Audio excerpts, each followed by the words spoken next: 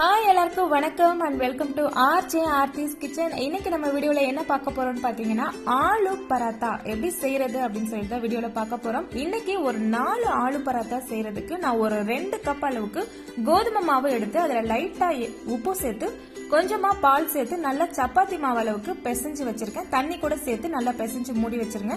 அடுத்ததா ஒரு 2 உருளைக்கிழங்கு எடுத்து நல்லா வேக வச்சு இந்த மாதிரி மசிச்சு எடுத்து வச்சிருக்கேன். அடுத்ததா ஒரு பெரிய வெங்காயம் நல்லா பெருசா எடுத்து அதை குட்டி குட்டியா இந்த மாதிரி கட் பண்ணி வச்சிருக்கேன். அடுத்ததா ஒரு 2 பச்சை மிளகாய் இஞ்சி பூண்டு விழுது எடுத்து வச்சிருக்கேன். பச்சை மிளகாய் கட் பண்ணிட்டு கொஞ்சமா சீரகம் எடுத்து வச்சிருக்கேன். அடுத்ததா மஞ்சள் தூள் கொஞ்சம் எடுத்திருக்கேன். அதே போல மிளகாய் தூளும் கொஞ்சமா எடுத்திருக்கேன். அடுத்து மல்லித்தூள் கொஞ்சமா எடுத்து வச்சிருக்கேன். அடுத்ததா தேவையான அளவுக்கு உப்பு எடுத்து வச்சிருக்கேன். கடைசியா கொஞ்சம் கொத்தமல்லி இலையை கட் பண்ணி எடுத்து வச்சிருக்கேன். அடுத்ததா ஒரு 4 இருந்து 5 ஸ்பூன் அளவுக்கு கடலை எண்ணெய் எடுத்து வச்சிருக்கேன். ஃபர்ஸ்ட் ஒரு நல்ல பேன்ல எண்ணெய் போட்டுட்டு எண்ணெய் காஞ்சதும் அதுல நம்ம கட் பண்ணி வச்சிருக்க இந்த வெங்காயத்தை சேர்த்து நல்லா வணக்கிடலாம். வெங்காயம் நல்லா வணங்கி வந்ததுக்கு அப்புறமா அதுல நம்ம இந்த மாதிரி வணங்கினதும் ஃபர்ஸ்ட் நம்ம அதுல இஞ்சி பூண்டு விழுத சேர்த்துடுவோம். இஞ்சி பூண்டு விழுதும் வெங்காயமும் நல்லா வணங்கி வரட்டும். வணங்கி வந்ததுக்கு அப்புறமா அதுல நம்ம கட் பண்ணி வச்சிருக்கோம் இல்லையா பச்சை மிளகாய், அந்த பச்சை மிளகாய இதுல சேர்த்து நல்லா இப்போ வணக்கிடலாம்.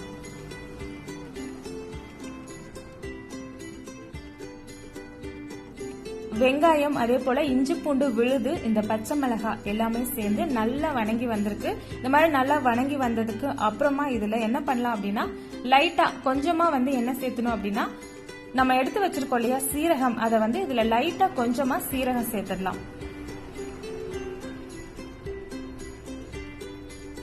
சீரகம் சேர்த்ததுக்கு அப்புறமா 1 ஸ்பூன் மஞ்சள் தூள், அதே போல 1 ஸ்பூன் அளவுக்கு இதுல என்ன சேர்த்துறோம் அப்படின்னா மிளகாய் தூள், காரத்துக்காக கொஞ்சமா மிளகாய் தூள் சேர்த்துறோம்.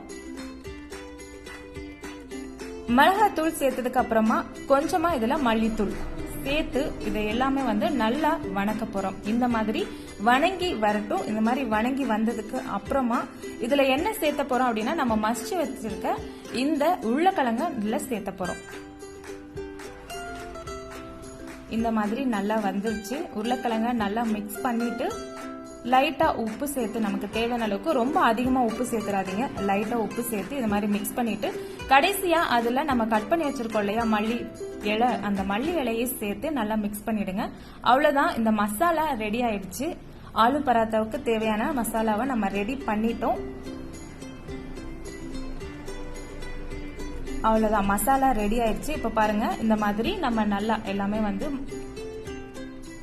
வெங்காயம் பச்சை மிளகாய் எல்லாமே சேர்ந்து மிளகாய் தூள் எல்லாமே சேர்ந்து உருளைக்கிழங்கெல்லாம் சேர்த்து நல்ல நமக்கு ஆலு பராத்தா செய்யறதுக்கு மசாலா ரெடி ஆயிடுச்சு. அடுத்ததான் பாத்தீங்கன்னா நம்ம உருட்டி வச்சிருக்கோம் இல்லையா அந்த மாவை எடுத்து நல்லா இந்த மாதிரி கையிலேயே தட்டிட்டு அதுல இப்போ நம்ம தேவையான அளவுக்கு மட்டும் மசாலாவை எடுத்து அதுல நடுவுல வச்சு ஆட் பண்ண போறோம். நம்ம மிக்ஸ் பண்ணி வச்சிருக்க மசாலாவை இதுல இப்போ ஆட் பண்ணிடலாம். நடுவுல தேவையான அளவுக்கு இந்த மாவு நல்லா கெட்டியா இருக்கட்டும். நல்லா பெரிய உருண்டையாவே புடிச்சு செய்வோம். கம்மியா இது பண்ணீங்கன்னா நமக்கு ஆலு பராத்தா கரெக்டா வராது. அதனால கொஞ்சம் இந்த மாதிரி இது பண்ணிட்டு இந்த மாதிரி நடுவுல மசாலா வச்சுட்டு அதை இந்த மாதிரி தட்டி இப்போ இதை நல்லா தேய்ச்சிடலாம்.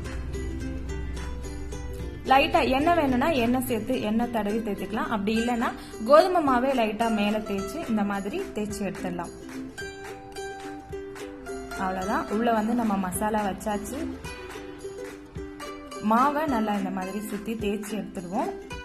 கெட்டியா இருக்கிற மாதிரி பெரிய சைஸாவே உருண்டை பிடிச்சி வச்சுக்கோங்க, லைட்டா பிடிச்சிடாதீங்க, கரெக்டா நமக்கு ஷேப் வராது. அப்புறம் இந்த மாதிரி வந்ததும் ஒரு தவால போட்டு லைட்டா எண்ணெய் போட்டு அது நல்லா இந்த மாதிரி அதுல நம்ம தேய்ச்சி வச்சிருக்கிறத போட்டு எடுத்தோம் அப்படின்னா முடிஞ்சது. கிட்டத்தட்ட நம்ம ஆலு பராத்தா ரெடி பண்ணிட்டோம்.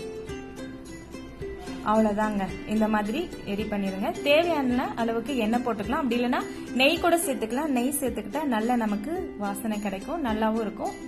எண்ணெய் போட்டு நல்லா இந்த மாதிரி எடுத்துருங்க. ஆலு பராத்தா ரெடி ஆயிடுச்சு. அவ்வளவுதான்,